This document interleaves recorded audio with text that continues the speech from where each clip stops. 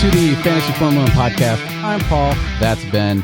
And this is the podcast where we use fake money to buy real racing teams to win imaginary points. There it is. And we're going to kick it right off with the top 3 takeaways from Italy this week. First off is that Max Verstappen equals Red Bull. Absolutely.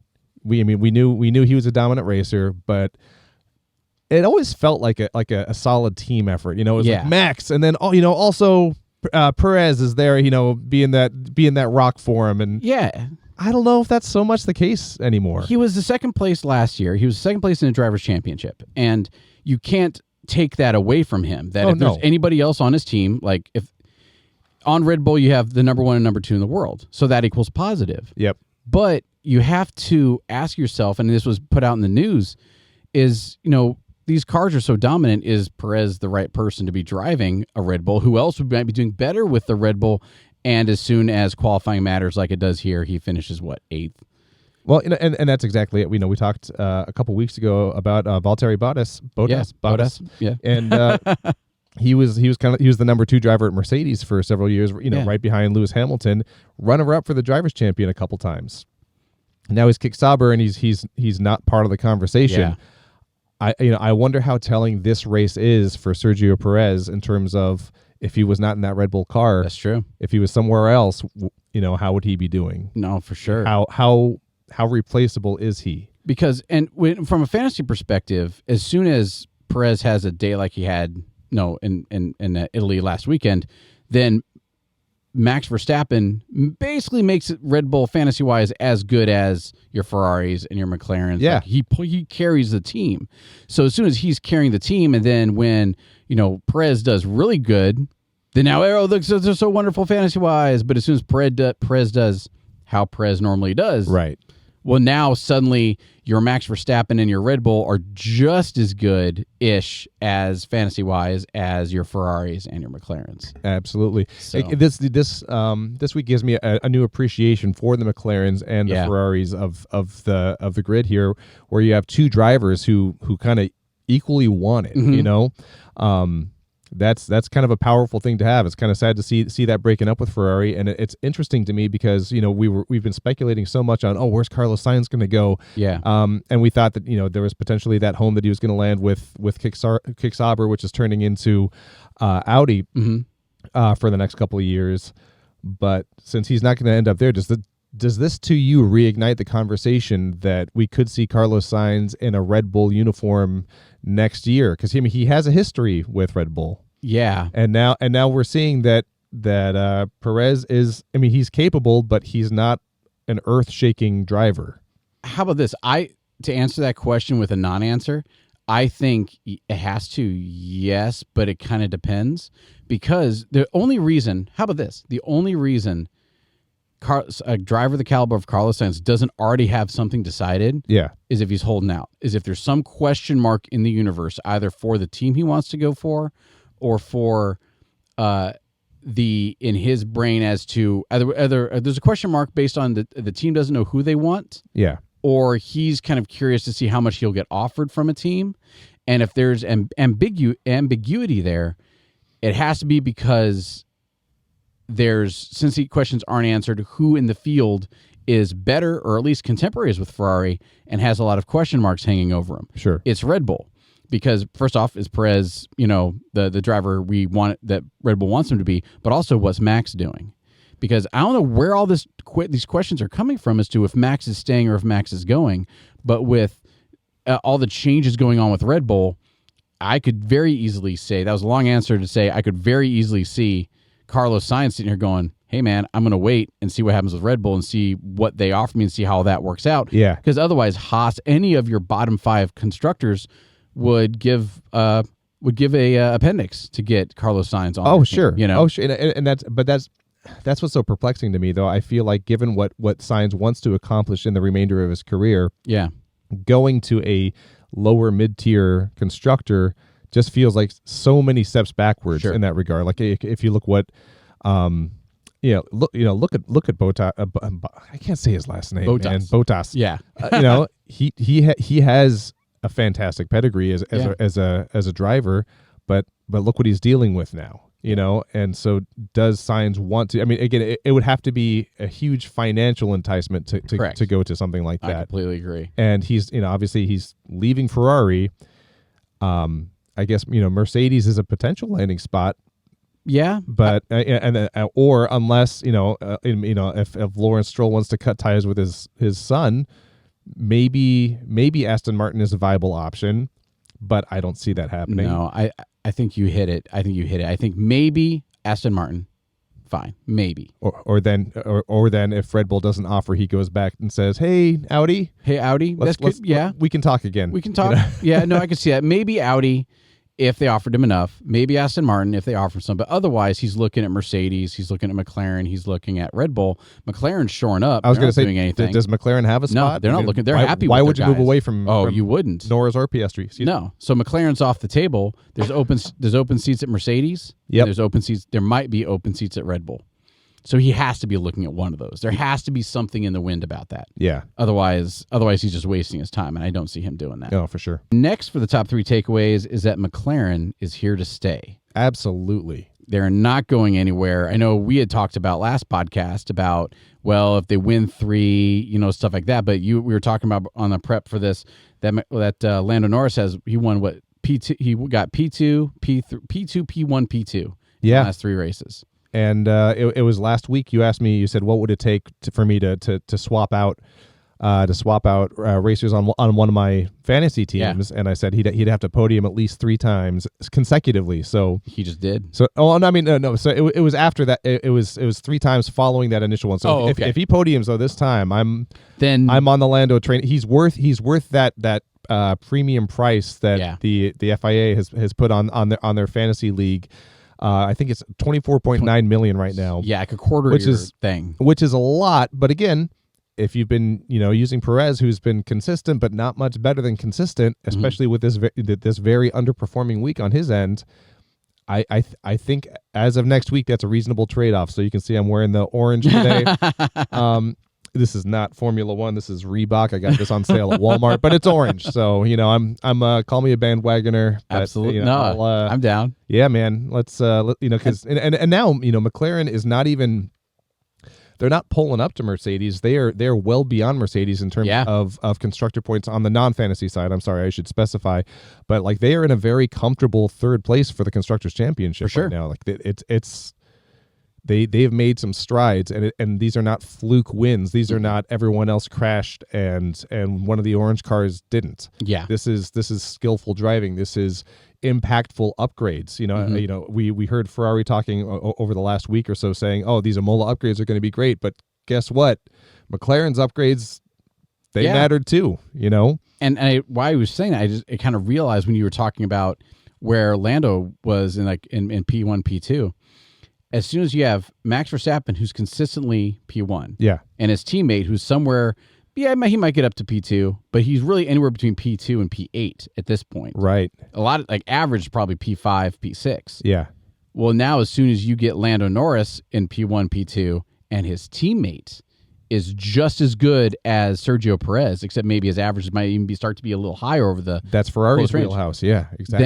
Then and then now you suddenly have McLaren. Now you have to talk about McLaren in the same breath as Ferrari and as Red Bull, at least as far as fantasy goes. I understand in the real world, which we'll get to that later. Sure, but you know, and I think that raises a really good point in that Red Bull is starting to have that issue that Aston Martin has.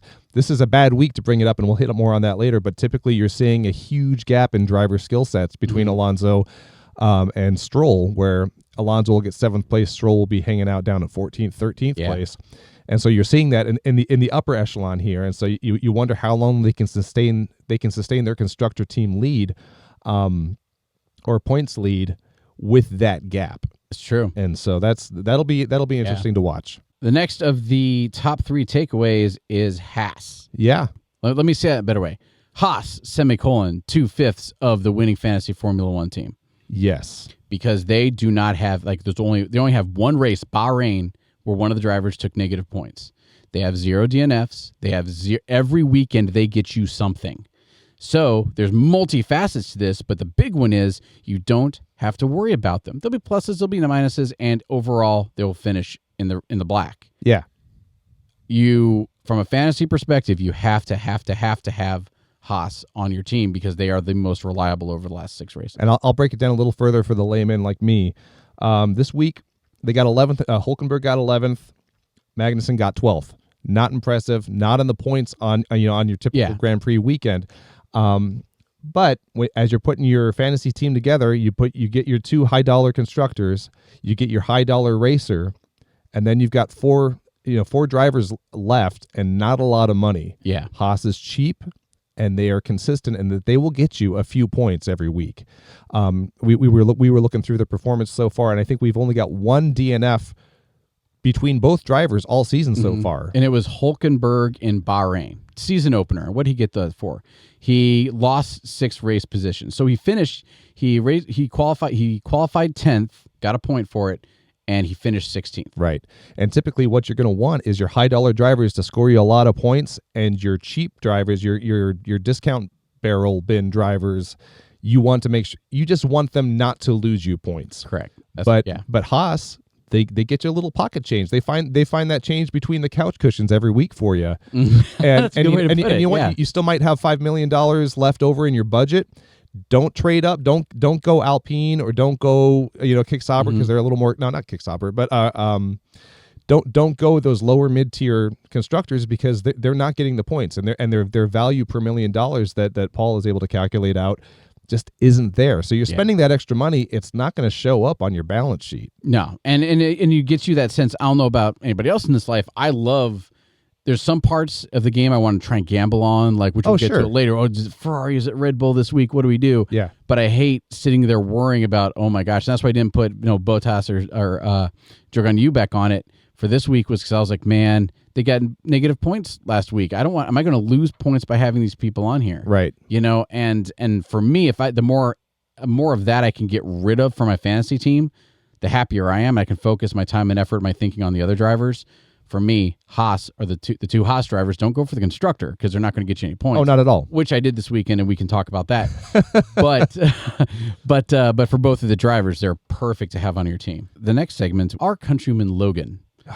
So Logan had a fine weekend. He's, for some reason, DNF'd qualifying. Do not finishing a qualifying. You get -5 points, not 20. Okay. So it's only only -5 points. And the killer part is that in order to DNF a qualification, you have to not put a timed lap on in Q1.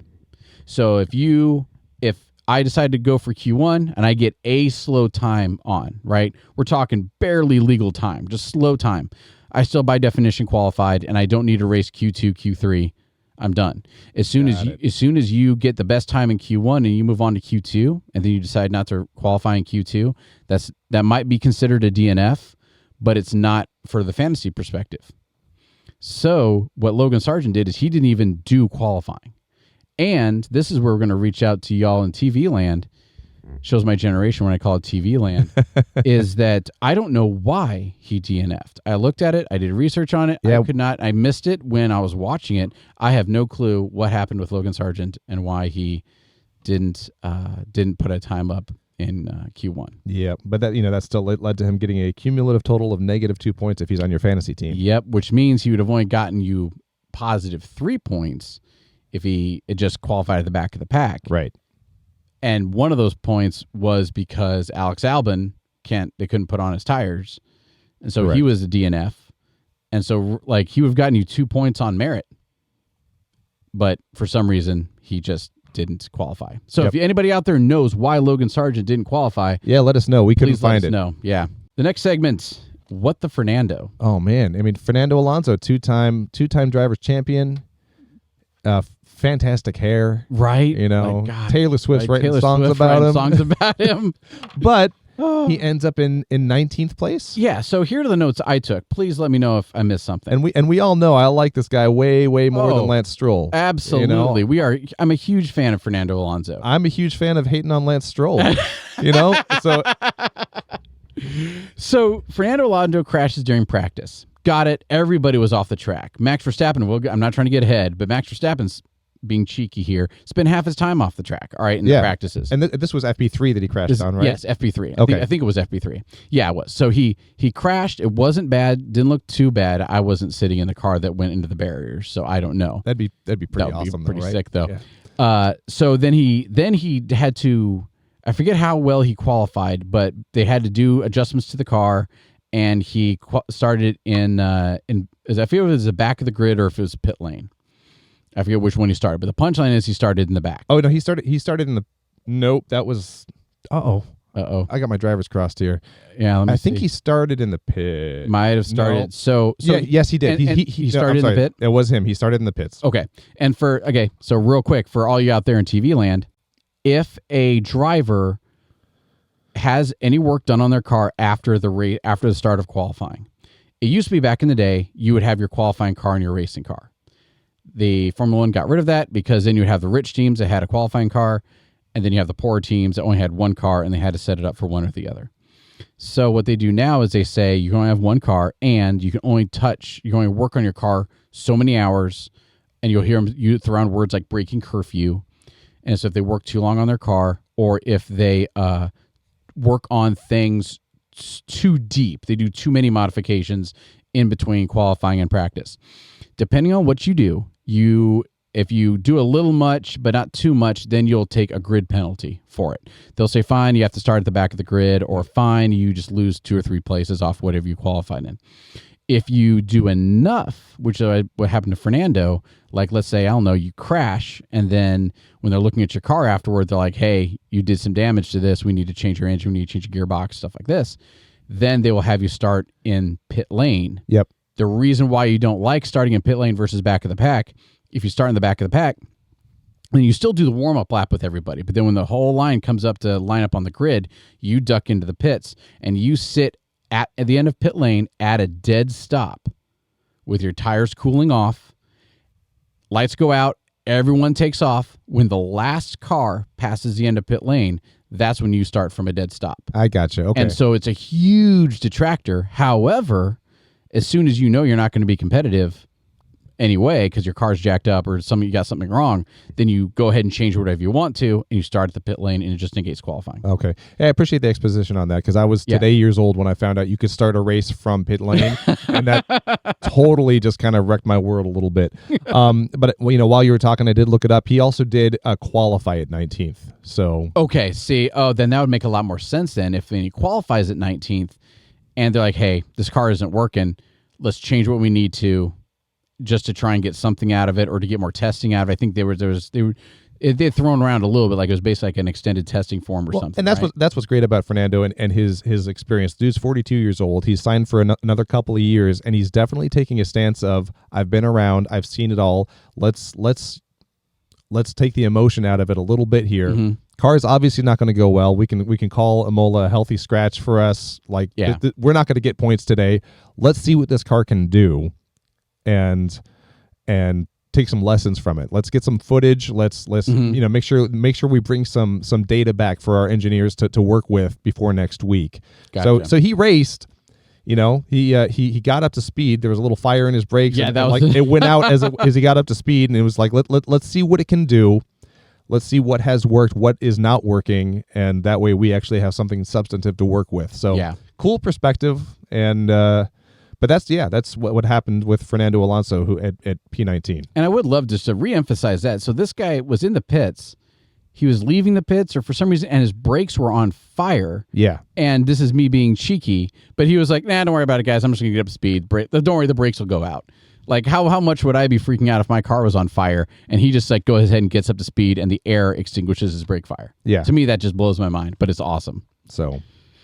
but again, part of that, one of the takeaways from a fantasy perspective you can take is, Aston Martin has not fully figured out their upgrades yet, and again, they're that middle of the road team that you already want to avoid from a value perspective. Mm-hmm. But right now, even if you really like that dark green color, they're not gonna serve you well. Yeah. So avoid until they get their kinks ironed out. And I went ahead, and we're going to talk about this here in the next segment or two.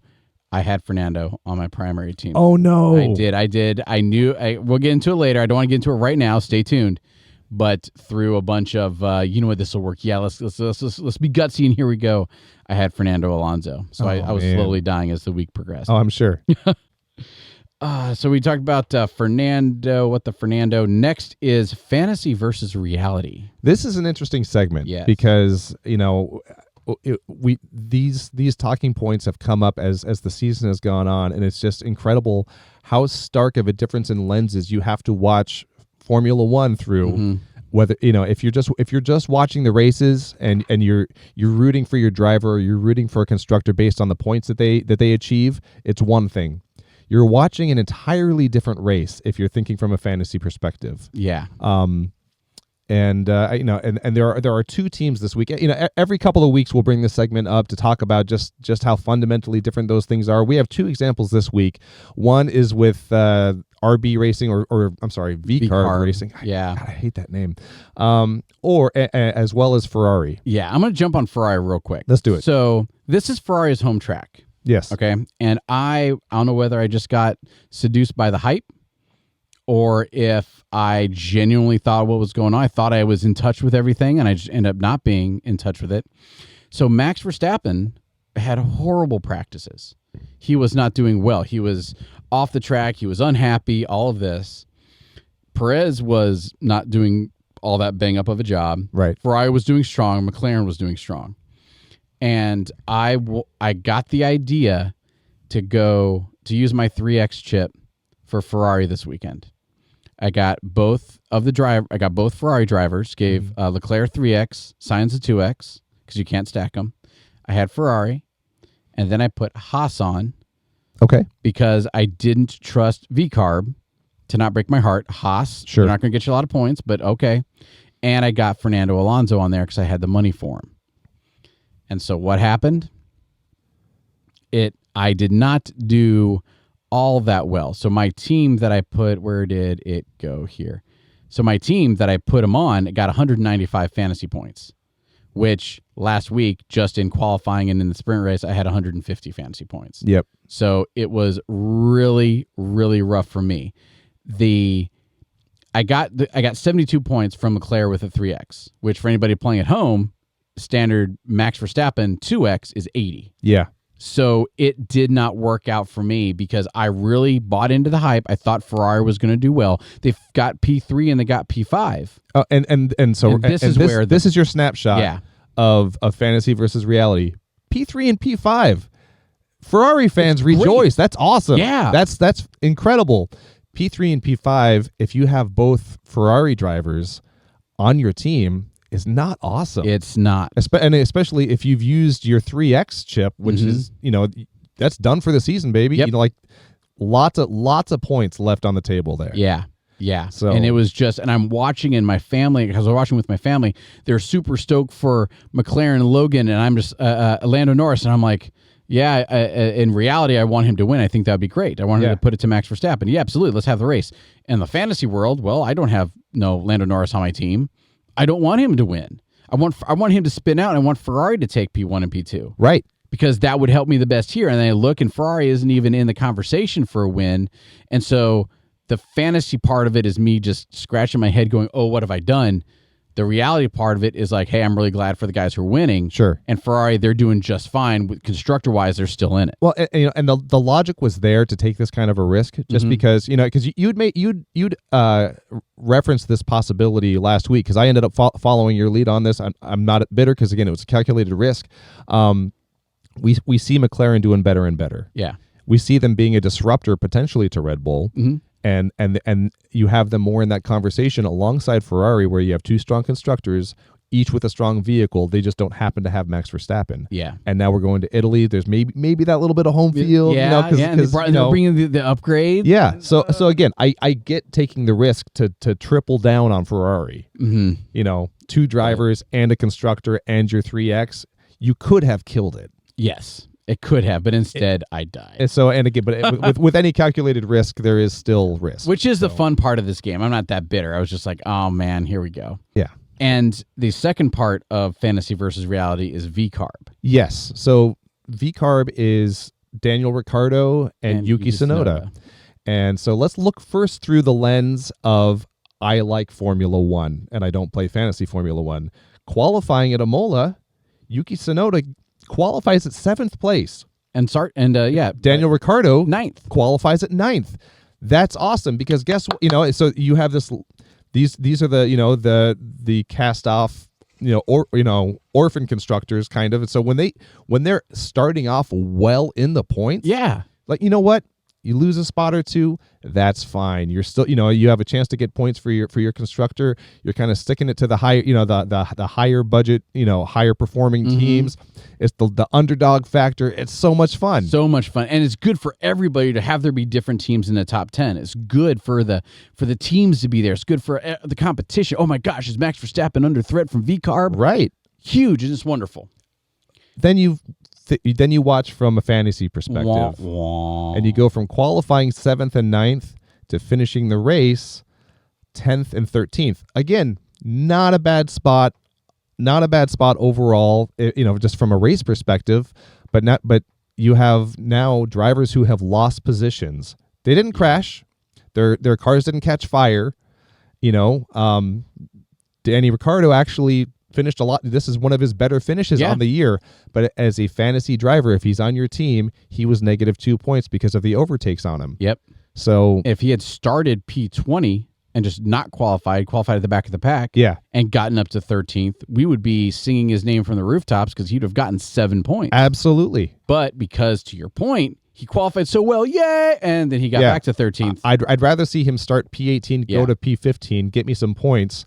But in fantasy, in reality, we are super stoked for him. Yeah, that was great. He got the top 10. Good for you. No, he got 13. So he got, but no, when he qualified in the top 10. Sorry. No, absolutely. That's huge. Yeah. So happy for him. So just take note though, as if you're listening to this and you're not doing fantasy Formula One, I'm thoroughly confused.